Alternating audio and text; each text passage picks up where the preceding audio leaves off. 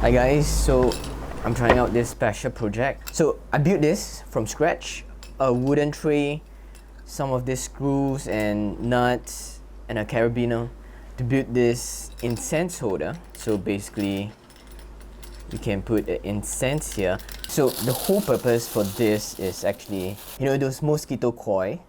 It's like a camping kind of tool where you hook it somewhere, burn the incense to repel the mosquito. I didn't like the brown from the wood. That's the whole reason why I am doing this current project, which is Shou Sugi Ban. It's a Japanese method of burning wood. So as you can see, the wood is kind of burnt already.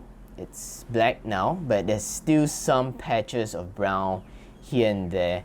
The wood is not burned evenly. I was really inspired by those Japanese houses where they use this kind of technique to create this black wood and cracked wood.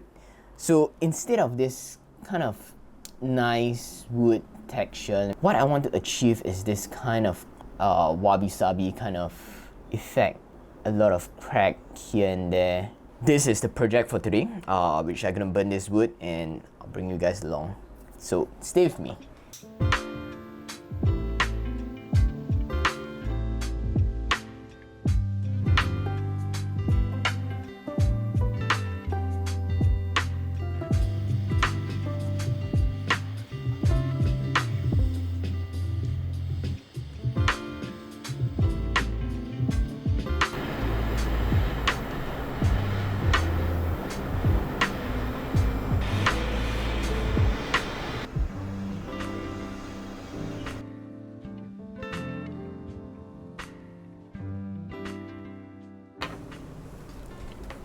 Okay, so this is done and I'm pretty much satisfied with the result. I mean, I love the cracks in between, but to be honest, again, I'm not a professional in this.